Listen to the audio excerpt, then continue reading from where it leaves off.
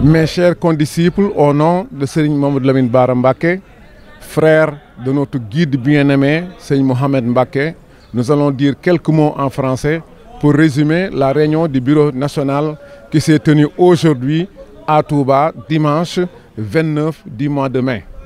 Et cette réunion s'est tenue en présence de Serigne Fallou Mbacké, Moustapha Moum Serigne Mbacké Sokhna Lo, et en présence de toutes les composantes de la fédération. La diaspora était présente, les sections sont présentes, les cheikhs sont présents, Ansaroudine est présent et les Dongo Lakhassayi étaient tous présents. Et d'autres membres des sections étaient présents parce que l'ordre du jour est important. Important parce qu'on devait y discuter non seulement du Gamou de Isrin Muharram, mais aussi on devait en discuter du Gamou annuel du Gamou de Taïf. Et donc cet ordre du jour était important. Important aussi étaient les contributions qu'on devait donner pour le complexe éducatif à mettre en place à Touba et dont la pose de la première pierre était déjà faite et dont on va commencer les travaux incessamment.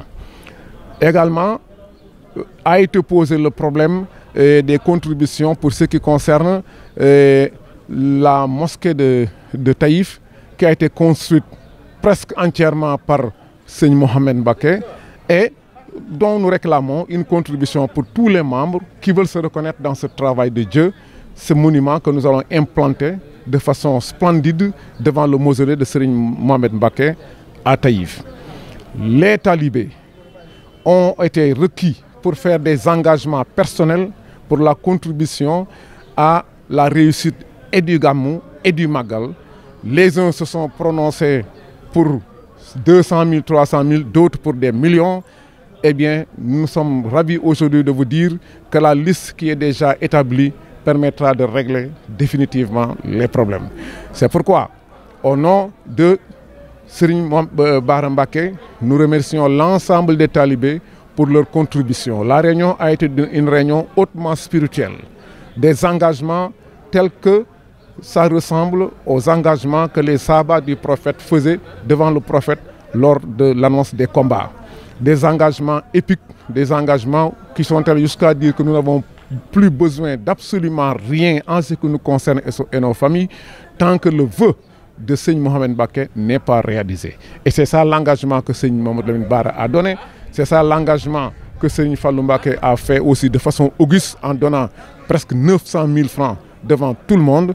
Et c'est l'engagement que les cheikhs et l'ensemble des dignitaires et des membres des bureaux de section ont eu à faire aujourd'hui. Donc c'est l'occasion pour nous de remercier le bon Dieu. Remercier le bon Dieu pour nous avoir laissé la possibilité de nous réunir malgré le contexte difficile et de tenir le pari qui a été fait.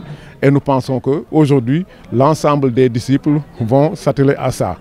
Dernière information maintenant, toutes les commissions qui se sont réunies et qui n'ont pas pu finaliser le travail vont se réunir le 29 de ce mois-ci, du mois de juin, pour finaliser l'ensemble des travaux qu'ils ont eu à faire, de sorte qu'il ne restera plus qu'à soumettre les budgets, n'est-ce pas, à la direction de la Confédération pour financement et pour la réussite et du Magal et du Gamou et de tous les projets de Serigne Mohamed Mbacké.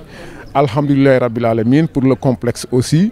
L'essentiel est déjà fait parce que sur un financement de 150 millions, nous sommes déjà pas loin, n'est-ce pas, de la moitié du financement au bout de 3 mois. Donc ce qui est fort réconfortant et nous remercions le bon Dieu pour cela et prions pour que notre guide éclairé, ses frères, ses compagnons, Sokhna Bousso Mbacké et tous les membres de la Confédération, que Dieu les protège et les garde. Mention spéciale à la commission information, à la commission culturelle et à l'ensemble des disciples qui sont dans les groupes et qui communiquent et qui émettent des idées qui font avancer le travail. Jërëjëf, assalamu alaikum wa rahmatullah.